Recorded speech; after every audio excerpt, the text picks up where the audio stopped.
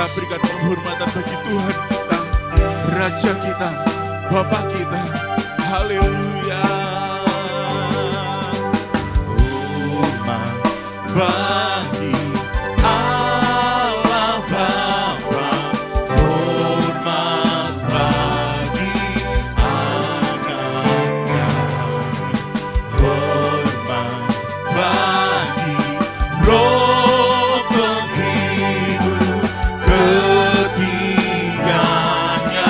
yang esa. Haleluya, haleluya, ketiganya yang esa. Hormat bagi Allah Bapa, hormat. Segala pujian, hormat, kemuliaan hanya bagi Engkau saja, Yesus. Allah Tuhan yang layak menerima semuanya. Oh, menghibur ketiga. Kita angkat tangan, kita katakan haleluya.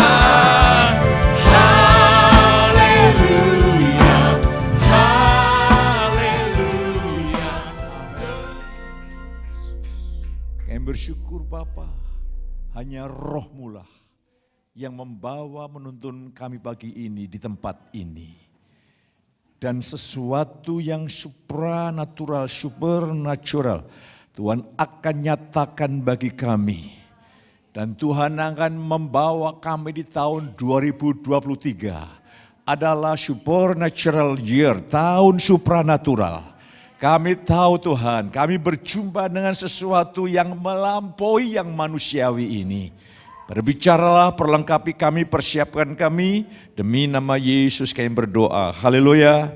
Amin. Saya silakan duduk kembali. Shalom. Sungguh saya ingin mengajak saudara untuk melihat satu anugerah bahwa tahun 2023 adalah tahun supranatural. Katakan amin. Saya tadi secara cepat melihat di dalam Kamus Besar Bahasa Indonesia, supranatural adalah berkaitan dengan hal-hal yang melampaui keberadaan alam semesta yang terlihat. Ajaib, ya, dalam terjemahnya gaib, adikodrati, supernatural. Ini yang mau Tuhan kerjakan. Apakah Allah mampu? Ya. Allah tidak pernah gagal. Kegagalan selalu ada pada kita adalah gagal untuk mempercayainya. Kalau saudara lihat bangsa Israel dari perjalanan keluar dari perbudakan Mesir, itu terus perkara supranatural. Perjalanan di padang gurun sampai masuk tanah Kanaan, semuanya adalah pekerjaan Allah dinyatakan lewat hidup mereka. Saya ingin membangun sebuah pondasi cara berpikir. Karena kita sedang mengalami namanya peperangan informasi. Ini para ahli memprediksi tahun 2023 adalah tahun yang sulit, yang tidak mudah. Akan terjadi krisis ya di mana-mana. Krisis, segala macam krisis akan terjadi. Ya, kita berdoa supaya perang yang ada antara Rusia itu jangan meluas dan lain sebagainya. Lah, hari ini kita tidak boleh mendengar berita-berita itu mengalahkan keyakinan kita akan firman-Nya. Kalau sekarang semua berita-berita kita saring dengan kuat, kokoh dan teguh, jangan sampai menggoyahkan keyakinan yang Tuhan tanamkan pagi ini tahun 23 adalah tahun supranatural. Jangan sampai saudara mau digoyahkan, katakan amin. Sehingga saudara akan mengalami anugerah demi anugerah yang sangat luar biasa. Dari mana saya diyakinkan oleh Tuhan bahwa tahun ini adalah tahun supranatural. Jadi saudara harus berdoa, Tuhan berikan ke aku keyakinan. Dan saudara fokus tahun supranatural. Dunia akan memberikan berita-berita menurut analisis para ahli begini. Itu tidak akan menggoyahkan bahwa tahun 2023 tidak akan mengubah bahwa ini adalah tahun supranatural. Lah, hari ini saya ingin buktikan bahwa ketika tahun 2022 perjalanan rohani kita, perjalanan hidup kita seringkali masih banyak mengandalkan aku, mengandalkan diri sendiri. Maka keterbatasan, kegagalan itu mewarnai. Karena diri kita ini, karena kejatuhan Adam dalam dosa menjadi daging. Lah, meninggalkan tahun 22, kita masuk tahun 2023, kita bukan hanya mengerti konsep, tapi makna dan pengalaman hidup. Kalau Paulus mengalami hidup yang supranatural, adalah akarnya bukan aku lagi yang hidup, melainkan Kristus.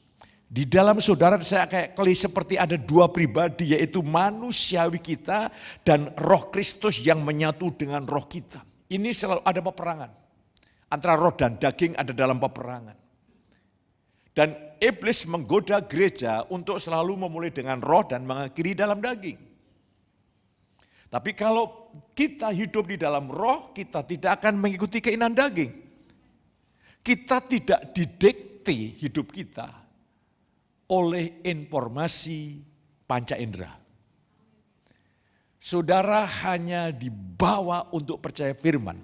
Mari saja saudara untuk melihat perkara supranatural bagi orang yang dipimpin roh Allah, hikmat Allah dan tuntunan Tuhan. Dari kitab Kejadian bagaimana Yusuf Tuhan kasih mimpi. Bahwa kelak dia menjadi seorang pemimpin, orang tuanya, kakak-kakaknya, saudara-saudaranya akan menyembah dia. Dan sejak Tuhan memberikan mimpi impiannya, Tuhan berkuasa menggenapkan. Dia mulai menuntun langkah-langkah Yusuf. Dan yang dahsyat, Yusuf dituntun oleh peristiwa-peristiwa yang itu sangat-sangat menegangkan. Hanya satu tujuan, bahwa Tuhan ingin menggenapkan firman-Nya, ingin mempromosikan, ingin memakai hidup Yusuf di Mesir untuk memelihara keturunan Yakub. Luar biasa. Dan tergenapi. Yusuf mengalami perkara yang supranatural. Dan Yusuf ini kan orang tidak berpengalaman, sangat dimanja oleh bapak ibunya. Dibedakan dari yang lain tentunya ini kalau saya bilang anak mama. Bagaimana mungkin kalau sampai dia tahu harus pergi ke Mesir, dia jalan ke Mesir, bisa-bisa dia lari. Karena Mesir itu begitu jauh. Dan itu masih membutakan, ya masih buta itu bagi Yusuf. Karena memang pengalamannya sangat sederhana. Tuhan tidak mau Yusuf putus asa karena melihat hal-hal yang menakutkan itu dan dia keluar dari rencana Allah. Tuhan pakai peristiwa demi peristiwa. Sampai titik saudara-saudaranya ketakutan amat Yusuf. Yusuf berkata, engkau mereka-reka yang jahat. Tapi Tuhan bermaksud menuntun aku ke tempat ini untuk memelihara kaum keturunan Yakub. Saya ingin mengajak saudara, Yusuf hidup dalam dimensi supranatural. Bahkan hal-hal yang terburuk diubah menjadi yang terbaik. Poin yang ini saudara tangkap. Jadi jangan terpengaruh oleh situasi dan keadaan. Terus kita lihat dalam perjanjian baru. Kalau saudara lu baca nanti Lukas pasal yang kedua, di sana ada Simeon. Dan ada Hana, seorang nabi perempuan. Mereka dituntun roh Allah. Kalau saudara berkata, bukan aku lagi melainkan Yesus.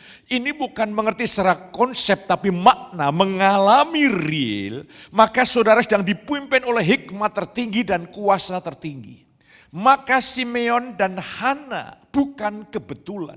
Pas dia ke bait Allah pada hari ke-8 Yesus diserahkan untuk mengalami sunat sesuai dengan hukum Yahudi. Akhirnya Simeon dan Hana berjumpa dengan Yesus.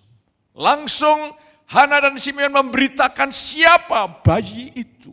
Penuh dengan sukacita mereka mengharapkan Mesias. dan menemukan Mesias, karena konsep Mesias bagi orang Yahudi itu dahsyat sekali. Aku telah menemukan sesuatu yang supranatural, yang dahsyat, yang ilahi. Puji Tuhan. Saya ingin ajak saudara untuk melihat lagi bagaimana Filipus ketika dipakai Tuhan di Samaria untuk membawa kegerakan yang dahsyat, kebangunan rohani sedang terjadi. Roh Tuhan berbisik dalam hatinya, pergi ke tempat yang sepi. Dan atas tuntunan Tuhan, atas pimpinan rohnya, perkara supranatural terjadi. Karena sida-sida bendaharawan Ethiopia itu ada dalam perjalanan dan terselamatkan oleh karena berita Injil Filipus. Dampaknya adalah benua Afrika dijamah oleh Injil. Saya ingin mengajak saudara, kalau hari ini kita mulai berkata, ya bukan aku lagi melainkan Kristus. Saya jamin, kalau yang menuntun roh Tuhan, perkara-perkara ajaib pasti terjadi. Ada dua orang, yang satu aktif, semangat, gairah, tapi dia meresponi dirinya sendiri untuk kepentingan diri sendiri. Tapi ada orang lain yang aktif bergairah, meresponi pekerjaan roh Allah di dalam hidupnya. Contoh Paulus, aku bekerja lebih keras dari kamu semuanya, bukannya aku melainkan kasih karunia. Saya berdoa supaya saudara aktif oleh karena meresponi pimpinan rohnya yang begitu ajaib. Dan saya jamin, saudara mungkin mengalami dampak.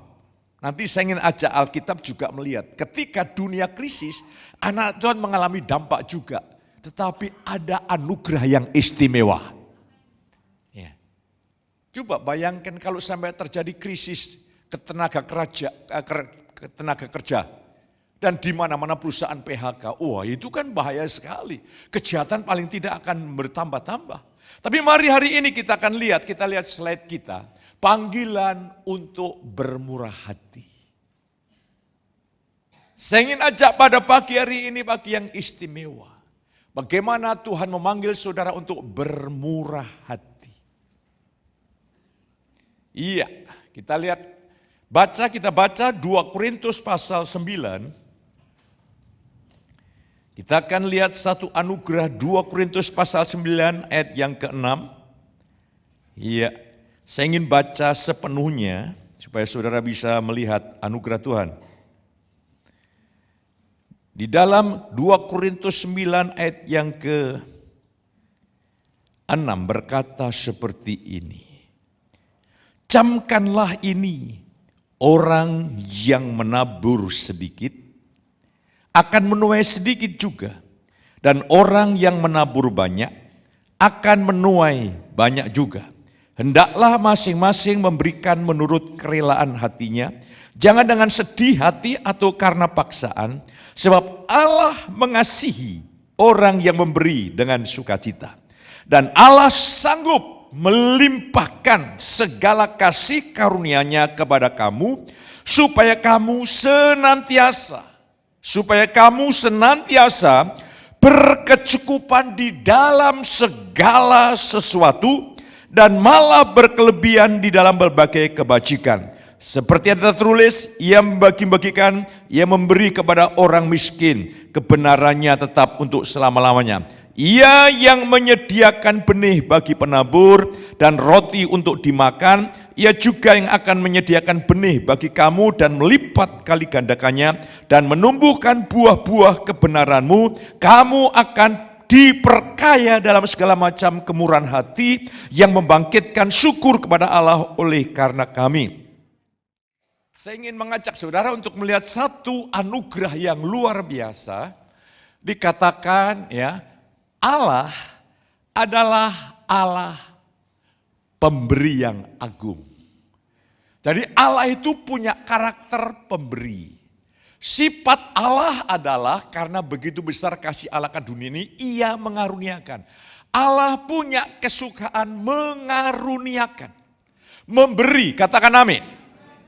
Allah itu bukan pelit, bukan seolah-olah saudara itu dibiarkan mengalami kemiskinan yang papa dan Allah berkata syukur, tidak. Allah itu sifatnya, keberadaannya dari dalam hatinya itu murah hati. Saya ingin membuktikan dari beberapa Alkitab mengajarkan ketika Adam dan Hawa jatuh dalam dosa, bukan Adam dan Hawa yang mencari Tuhan, Allah yang mencari. Allah yang memanggil Adam, Adam di manakah engkau?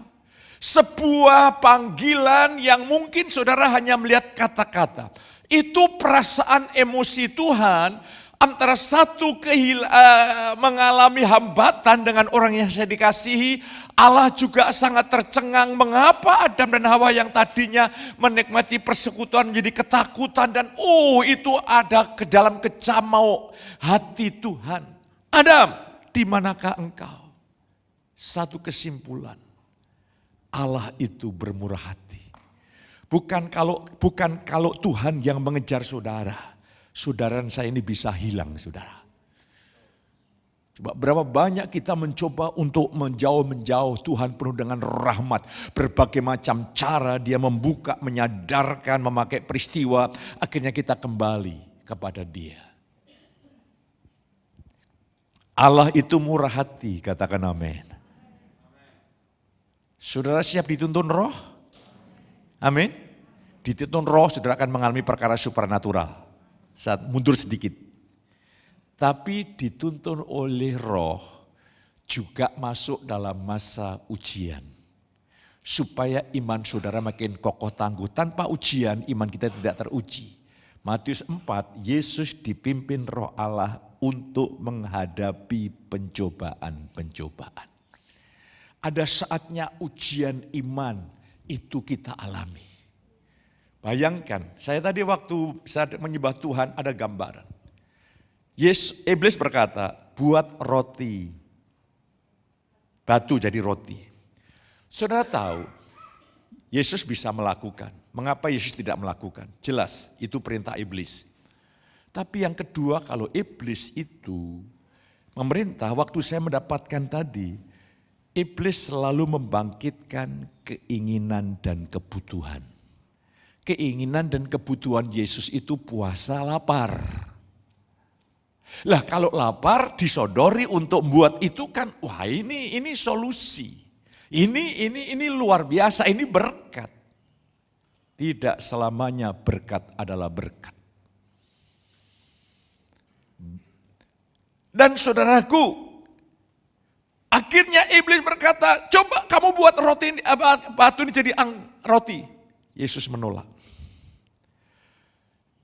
Iblis menciptakan kekhawatiran, memberikan kekhawatiran. Supaya kita ini hidup hanya untuk memenuhi kebutuhan diri. Kita tidak ingin hidup mencari kerajaan Allah serta kebenarannya. Maka semua yang dicari bangsa-bangsa yang tidak mengenal Allah, itu akan ditambahkan. Iblis ingin membuat kita ini memfokuskan untuk kepentingan diri, kebutuhan diri. Sampai kita tidak ada hati untuk Tuhan. Iblis berkata, sembahlah aku, maka kerajaan dunia. Ini betul-betul iblis tahu dia bicara dengan siapa. Jadi kalau dia berkata, sembahlah aku maka dunia aku berikan kepadamu. Itu betul-betul real. Coba, supaya kamu dapat terkenal, lakukan perkara-perkara yang esentrik lah saya bilang bahasa sekarang. Tapi hari ini, iblis mencoba. Tapi Tuhan pakai untuk ujian. Supaya hari lepas hari saudara menarik kesimpulan. Ternyata orang yang paling teduh, teguh, diberkati, bahagia. Orang yang hanya mengandalkan Tuhan. Amin. Akhirnya sampai titik Tuhan mengajar. Ternyata mengandalkan Tuhan itu paling aman. Jadi dituntun Tuhan kadang-kadang dalam sebuah situasi. Supaya mau tidak mau kita hanya mengandalkan Tuhan. Puji Tuhan. Jadi hari ini setelah saudara tahu berkat supernatural itu waduh luar biasa. Lah saya ingin mengajak saudara untuk melihat hari ini. Kita akan melihat saudaraku yang kekasih. Tuhan selalu memberi ketika manusia tidak bisa menyelamatkan dirinya dari dosa. Allah telah mengirimkan Yesus mati atas kayu salib untuk menebus dosa umat manusia. Dari sini saya melihat karakter Allah adalah karakter Sang Pemberi yang agung. Amin. Dia adalah Sang Pemberi, jadi Tuhan itu sukanya memberi. Jadi jangan berpikir agamawi ya, jangan-jangan Tuhan ngambek, malah.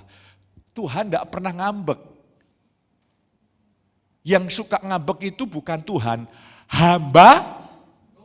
Wah, berarti juga Pendeta Petrus juga bisa ngambek. Wah, tadi Tuhannya mantap tadi, hambanya saya yang menyebutkannya. Tapi Tuhan tidak pernah ngambek itu terus cingkelan gitu. Enggak, Tuhan itu begitu sempurna, begitu agung, begitu mulia. Katakan amin. Nah, hari ini saya ingin mengajak saudara untuk melihat next, kita akan lihat ya. Manusia itu dicipta segambar dengan Allah, tujuannya supaya manusia itu menyatakan citra Allah, sifat Allah, gambaran Allah akan nyata dalam hidup sehari-hari. Ini tujuan Allah. Ketika dia ciptakan Adam dan Hawa, lewat perbuatan Adam dan Hawa, dia berkarya di tengah-tengah dunia, seluruh karya yang dilakukan itu rencana Allah, semua mencerminkan kemuliaan, keagungan dan kebesaran Tuhan. Sayang, Adam Hawa tergoda dan jatuh dalam dosa. Dan akibatnya saudara kekasih, karena dosa, gambar Allah rusak. Manusia bukan lagi menyatakan citra kemurahan Allah, tapi egoistik. Dari keluarga Adam kita melihat, sudah mulai terjadi pertengkaran. Terus dari keturunan demi keturunan mulai, dan ada 2 generasi di sana dari keturunan Enos, mereka menyebut nama Tuhan, ada keturunan beriman, ada keturunan yang tidak beriman, terus ada permusuhan, Itu semua adalah benih pekerjaan dosa. Manusia menjadi egoistik. Manusia menjadi mementingkan diri sendiri. Saya ingin mengajak saudara untuk melihat di sini. Di dalam karya keselamatan Yesus, saudara lahir baru, Roh Tuhan ada di dalam hidup saudara. Untuk apa? Roh Tuhan itu ingin membentuk karakter Kristus dari dalam. Nilai-nilai ilahi dibentuk dalam pikiran kita. Keinginan kita dibentuk untuk selaras dengan keinginan Tuhan. Supaya citra Kristus memberikan dirinya untuk pengampunan orang banyak. Dan hari ini kita memiliki roh yang baru. Itulah hidup kita yang baru, dicipta segambar dengan Yesus, secitra dengan Yesus. Ini perlu kita mengerti saudara kekasih. Dan di dalam karya keselamatan Tuhan ingin kembali Kristus dapat dinyatakan, karyanya, karakternya dapat dinyatakan lewat orang-orang yang percaya. Ini panggilan menjadi anak Allah, artinya seluruh keberadaan Yesus itu mengekspresikan Bapaknya. Keberadaan kita mengekspresikan Kristus dan karyanya yang begitu agung dan mulia. Itu diulangi lagi, dimulai lagi. Kita diberikan kesempatan lagi. Lah saya ingin mengajak saudara untuk melihat bersama-sama hari ini. Dalam ayat yang ke-7 dalam 2 Korintus pasal yang ke-9. Ayat yang ke-7 dikatakan seperti ini. Hendaklah masing-masing memberikan menurut kerelaan hatinya, jangan dengan sedih hati atau karena paksaan. Sebab Allah mengasihi orang yang memberi dengan sukacita. Ketika saya melihat ayat ini, saya berdoa, Tuhan maksudnya apa? Sebelum saya memberikan, Tuhan sudah mengasihi saya. Tapi Tuhan kok di sini menyampaikan Tuhan mengasihi orang yang beri dengan sukacita. Mana Tuhan, kayak ini kayak benturan Tuhan, kayak ada perbedaannya. Roh Tuhan mulai mengajar. Allah mengasihi, Allah bersuka cita. Kalau saudara mulai hari ini suka memberi. Karena saudara sedang menyatakan citra Allah. Saudara sedang menyatakan karakter Allah. Saudara sedang menyatakan sifat Allah. Nanti ada dampak yang luar biasa. Kita bukan sedang menyatakan citra hantu, tapi Tuhan. Karena hantu itu mementingkan diri sendiri. Kedagingan itu adalah makanan. Karena Tuhan berkata kepada iblis, makananmu adalah debu tanah. Lah debu dan tanah itu adalah gambaran dari kedagingan. Lah saya ingin ajak saudara untuk melihat hari ini. Tuhan begitu senang ketika melihat gambarnya, citranya mulai terekspresi. Coba saya aja lihat cucu saya ketika melihat gambarannya mulai nyata, mulai bisa mengikuti, meresponi. Wah, saya senang sekali.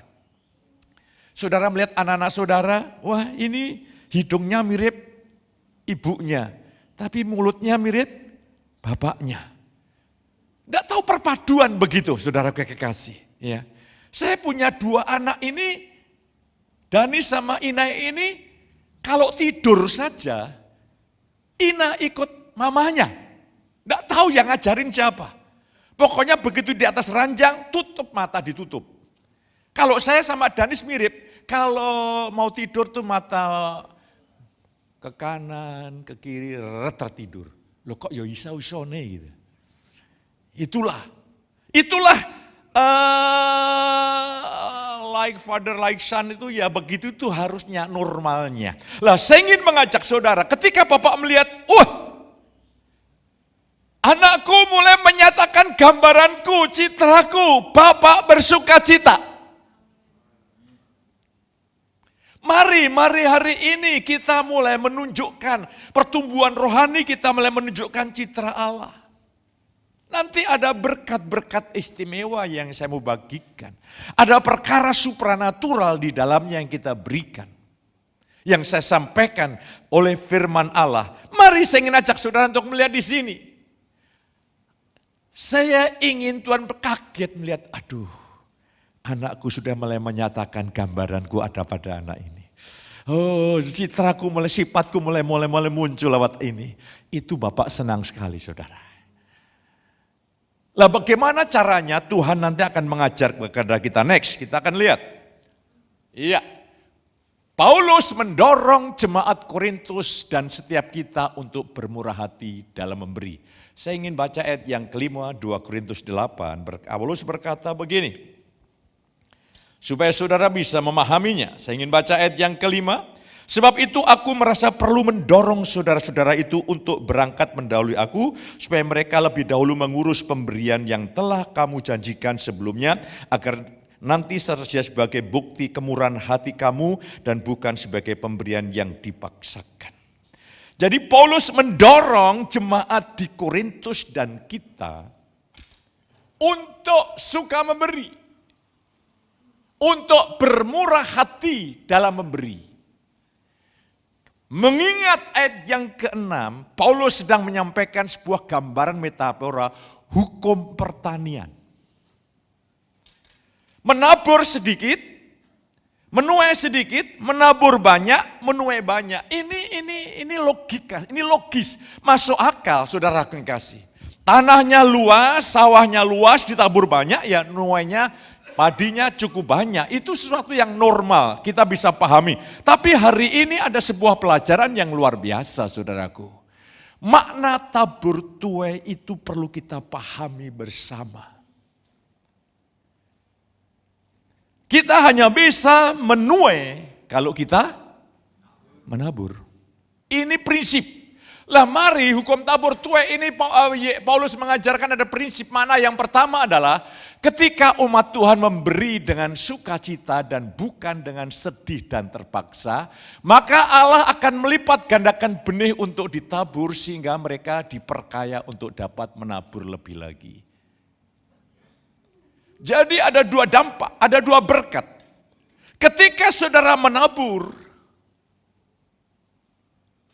Tuhan akan menambahkan benih.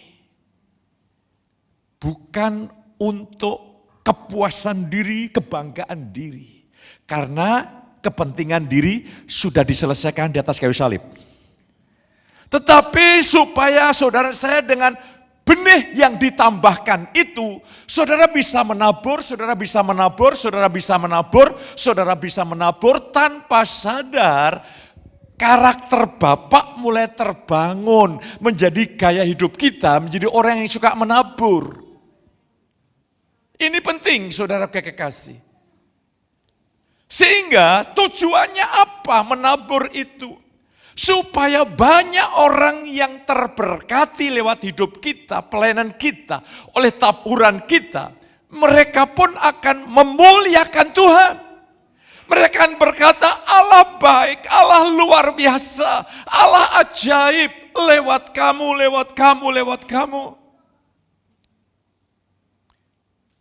Ini poin yang penting, supaya banyak orang diubahkan, makin memuliakan Tuhan, makin hidup bagi dia, makin digairahkan. Dan Paulus dalam Filipi 1 dikatakan, olehku kemegahanmu di dalam Tuhan makin bertambah-tambah, sukacitamu makin bertambah-tambah. Apakah saudara tidak rindu mengalami hal ini? Oleh hidupmu, pelayananmu, oleh pemberianmu, banyak orang memuliakan Tuhan. Banyak orang meninggikan Tuhan tanpa sadar. Karakter Bapak mulai terbangun menjadi kebiasaan yang baru, yaitu suka menabur. Kau bisa memberi taburan uang, waktu, kehidupan.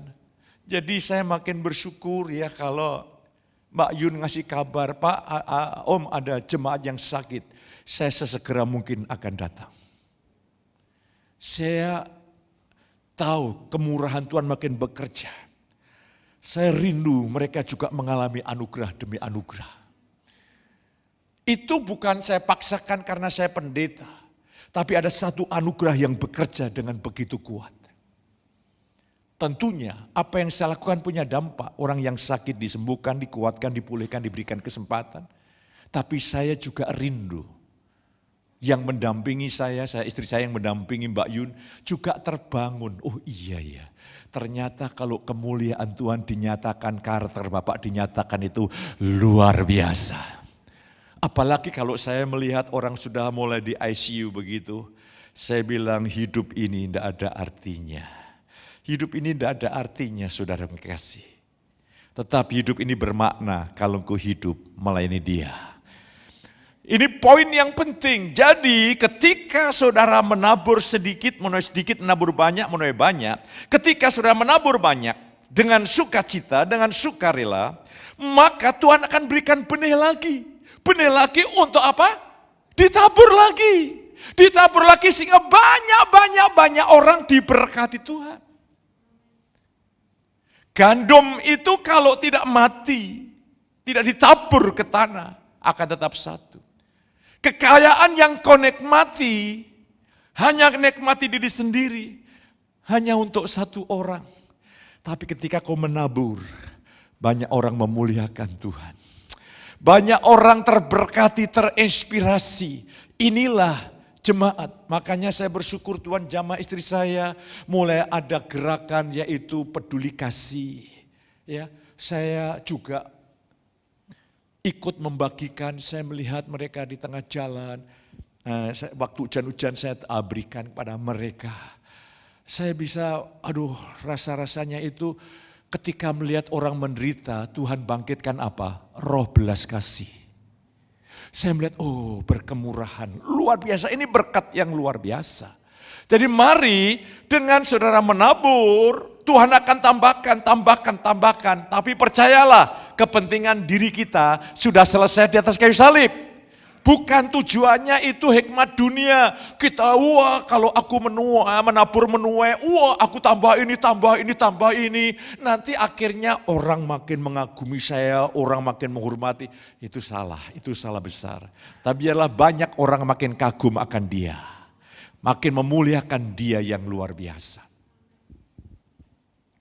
Terus next kita akan lihat. Allah menyediakan benih untuk ditabur dan roti untuk dimakan. Ayat yang ke-10. Ini makna tabur tuai. Jadi ketika Tuhan memberkati saudara itu ada dua bentuknya. Yang satu benih, yang satu roti. Benih itu untuk ditabur, untuk pelipat kali gandaan, itu kata firman. Roti untuk dimakan. Yang jadi masalah, salib belum bekerja begitu kuat di dalam hidup kita, sehingga kita termasuk menjadi orang yang egoistik. Sehingga kita tidak ada hikmat, tidak ada pengertian mana yang benih, mana yang roti. Dua-duanya kita makan.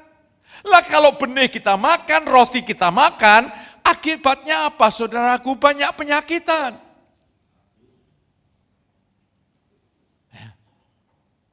Kita tidak bisa membedakan ini apa ini. Ini roti atau ini benih. Hanya roh Tuhan yang bisa membuat engkau bisa paham hal ini. Lah hari ini saya ingin mengajak saudara. Biarlah saudara makin betul-betul datang pada salib Tuhan. Segala bentuk keakuan kami telah engkau salibkan. Ya. Kadang-kadang tanpa sadar banyak anak-anak Tuhan yang tidak menyembah Yesus tetapi menyembah berhala. Ketakutan, ketidaknyamanan, keegoisan, hawa nafsu, kesombongan, ketamakan, itu bentuk-bentuk penyembahan berhala. Tapi iblis menipu, kita pikir hal-hal itu membahagiakan, tidak. Membahagiakan sejauh engkau makin mengabdi kepada Yesus. Itu kebahagiaannya sejati. Jadi saya dorong hari ini pembentukan karakter masukin 2023, ini tahun supranatural itu seperti apa? Ketika saudara nanti belajar untuk mengikuti suara roh, itu sesuatu yang normal, alami, tidak sulit sebetulnya. Lah saya ingin ajarkan tahun 2023 ini. Tapi kita lihat hari ini saudara kasih. Ketika saudara dan saya menabur, ada berkat khusus. Yaitu menuai. Saya tidak tahu apa yang akan terjadi tahun 2023. Tapi para ahli-ahli dunia mengkhawatirkan apa yang terjadi. Coba kalau saudara lihat Eropa, dia krisis listrik, krisis ini, krisis itu.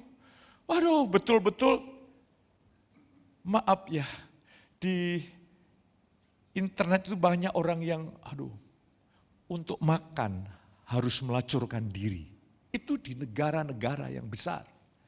Karena krisis hebat. Tapi saya bukan pendeta yang mengekspos krisis. Saya pendeta yang memberikan kabar baik. Supaya saudara betul-betul tahu bagaimana kita meresponi hidup ini. Mari kita akan lihat. Kita buka Kejadian pasal 26, coba Alkitab slide-kan.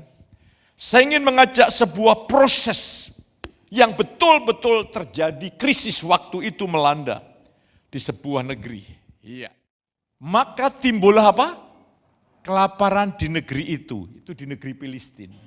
Ishak ada negeri Filistin. Ini bukan kelaparan yang pertama yang telah terjadi dalam zaman Abraham.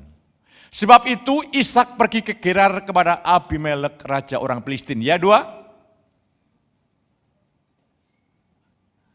Lalu Tuhan menampakkan diri kepadanya setelah berfirman, janganlah pergi ke Mesir.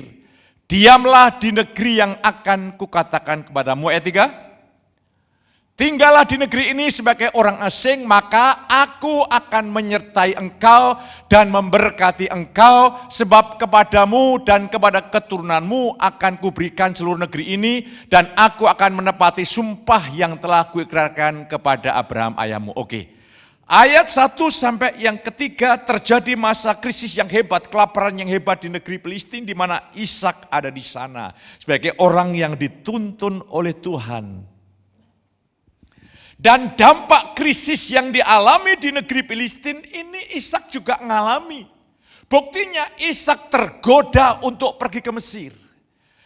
Ishak ingin coba lari dari situasi krisis. Sayang, itu dengan hikmatnya, tapi hanya masih ada dalam benak pikirannya. Mungkin hikmat dunia mengajarkan dia bisa pergi ke Mesir. Saudaraku, Begitu hebat berarti ini kelaparan yang terjadi. Dan ketika Ishak ingin pergi, Tuhan datang dan berfirman, jangan kamu tinggalkan negeri ini. Aku menyertai engkau dan akan memberkati engkau. Ini sebuah janji. Sebuah janji yang luar biasa. Tapi itu belum menjadi kenyataan. Itu hanya janji dan janji dan janji. Kita lihat ayat 12. Bagaimana janji itu menjadi kenyataan? Ya, Kejadian 26 ayat 12. Ya, maka menaburlah Ishak di tanah itu, dan dalam tahun itu juga ia mendapat hasil 100 kali lipat, sebab ia diberkati Tuhan. Terus ayat yang ke-12, 13. Dan orang itu menjadi kaya, bahkan kian lama kian kaya sehingga ia menjadi sangat kaya. Jangan kita pahami dengan pemahaman duniawi. Saya akan menjadi pendeta yang kaya. Saya akan dihargai banyak orang. Bukan. Kalau kita makin diberkati, karena karakter kita sudah dibentuk oleh salib, kita makin banyak memberi. Makin banyak kesempatan untuk memberkati orang lain. Makin banyak kesempatan. Lah, Ishak menikmati aku menyertaimu dan memberkatimu. Itu terjadi ketika Ishak menabur. Kalau saudara tidak menabur dalam masa yang krisis,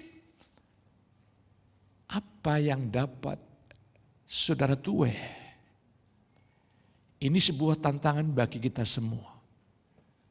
Ini sebuah ibadah bukan sekedar ngumpulin duit nanti. Tapi saya berdoa ini ibadah respon atas tuntunan Tuhan. Krisis itu di depan mata kita.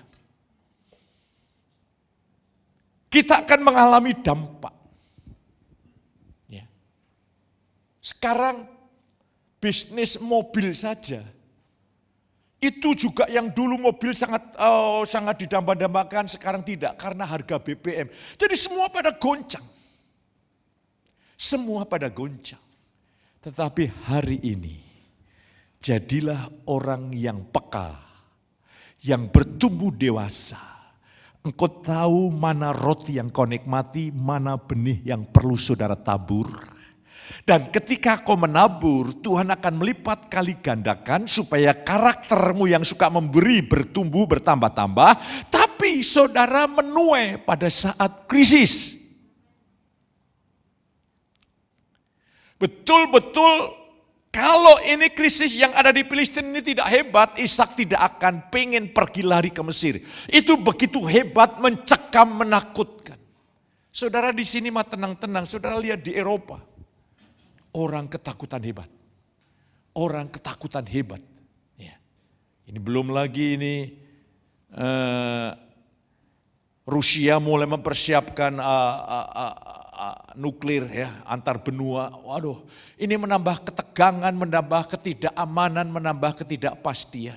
Tapi hari ini, tahun 2023 adalah tahun supranatural. Lah, maka setelah nanti perjamuan kudus, saya beri saudara kesempatan menabur. Itu untuk kepentingan saudara memasukin tahun 2023.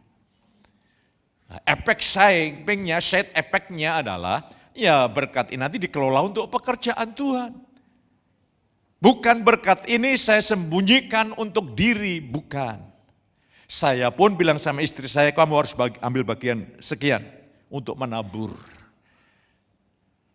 Dan mari pada pagi hari ini saya ingin mengajak next, kita kembali ke slide.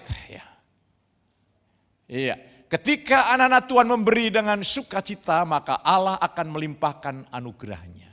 Sehingga kamu berkecukupan di dalam segala sesuatu. Tuhan tuh kalau memberkati komprehensif, bukan parsial. Orang mungkin diberkati karirnya, diberkati begini. Tapi melihat anaknya ada masalah yang hebat, Wow, itu mengguncang saudaraku. Ada keluarganya yang mengalami masalah tekanan yang hebat. Tapi Tuhan ingin dalam segala perkara engkau berkecukupan. Semua baik, katakan amin. Bahkan kalau ada tantangan itu bukan kutuk, ujian. Ketika kita melihat hidup dari aspek ini, saya percaya saudara akan berkecukupan dalam segala sesuatu. Karakter saudara makin menyatakan citra Allah, gambar Allah, wujud Allah yang luar biasa. Sehingga orang bisa melihat, bisa menikmati kebaikan Tuhan lewat hidup kita. Oke, tantangan yang terakhir. Iya, terakhir. Kita telah menerima kemurahan Tuhan yang begitu limpah. Katakan amin. Saudara dan saya ini setelah mengalami kelimpahan anugerah. Dan besok minggu kedua, saudara dengan iman yang teguh, kau akan mengalami pekerjaan Tuhan yang nyata dalam hidupmu sehari-hari. Hidupmu pasti diubahkan. Saya jamin pasti diubahkan. Kalau saya tidak punya keyakinan, saya tidak akan khotbah hari minggu kedua. Karena saya punya keyakinan, saya berkhotbah. Saya memperlengkapi diri dengan hikmat. Supaya saudara mengalami, tujuannya supaya saudara mengalami. Tahun 2023 tahun supranatural. Tahun di mana kita mengalami bukti dan saksi Tuhan di dalam kita luar biasa. Hari ini kita telah menerima anugerah yang luar biasa. Mari kita juga makin bermurah hati kepada banyak orang. Sehingga mereka makin memuliakan Tuhan karena apa yang kita lakukan bagi mereka. Dan kita makin bermurah hati dan makin siap menyatakan citra Allah. Dan kalau saya perluas, bermurah hati itu artinya saudara juga menyediakan waktu untuk orang lain. Saudara mulai membesuk orang lain, mendoakan orang lain, itu bermurah hati. Itu berkat yang luas, makin hari Tuhan makin percaya, makin percaya, makin percaya. Sebab kalau saudara masih egoistiknya kuat sekali, Tuhan kasih tuntunan roh kok akan tolak. Karena saudara mikirnya untung dan rugi. Tapi kalau kita sudah mulai terbentuk, bukan untung dan rugi yang kita kejar. Tapi sejauh mana Tuhan dipermuliakan dan orang lain diberkati oleh Tuhan. Mari hari ini, saya ingin mengajak saudara. Tuhan itu sanggup melimpahkan anugerahnya, katakan amin. Saya bilang Tuhan itu hidup. Jadi mari, hitungan kita bukan untung dan rugi. Motivasi kita adalah pertama, Tuhan dipermuliakan, orang diberkati Tuhan. Saya percaya Tuhan itu tidak mati. Tuhan itu ada, Tuhan itu real, Tuhan itu nyata. Mari hari ini saya ingin ajak saudara masuk dalam perjamuan kudus dan setelah itu nanti saya bukakan itu kotak ajaib.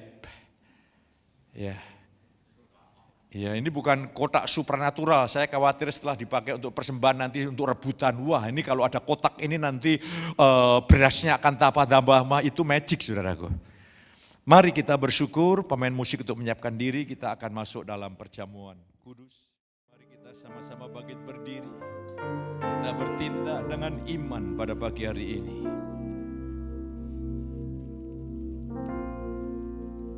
Pandang Yesus yang tersalib. Apa yang telah Yesus sediakan. Kalau saudara diberi obat, saudara tahu khasiat obat itu. Maka ketika saudara minum obat itu akan bekerja sesuai dengan khasiat ganda, triple dan lain sebagainya. Saudara hari ini harus melihat apa yang Yesus telah sediakan di atas kayu salib. Dia sungguh-sungguh telah memikul semua kelemahan tubuhmu. Dia telah memikul sakit penyakitmu. Dia telah memikul seluruh anatomi tubuhmu yang rusak oleh karena apapun yang sedang terjadi. Hari ini Tuhan ingin menjamah dan memulihkannya. Saudara harus penuh dengan keyakinan. Tuhan ingin engkau dengan tubuh yang sehat, engkau dapat memuliakan Tuhan dengan tubuhmu. Mari kita akan makan bersama-sama dalam nama Yesus.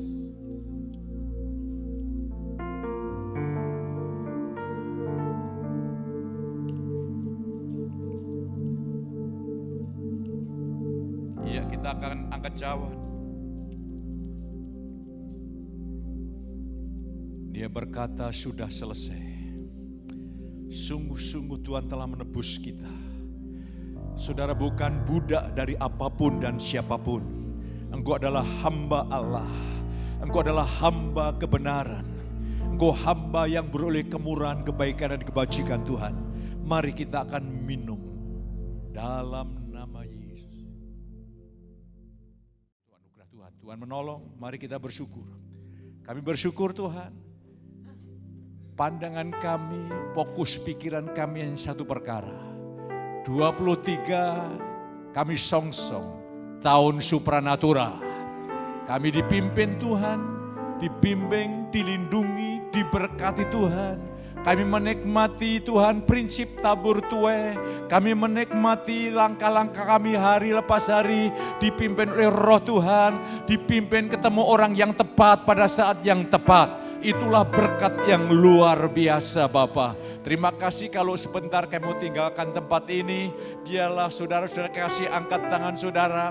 Terimalah berkat yang terbaik dari Allah Bapa. Kasih yang Kristus adalah perturunan yang kudus. Menyertai saudara ini pagi sampai selama-lamanya. Yang berkati katakan sama saya.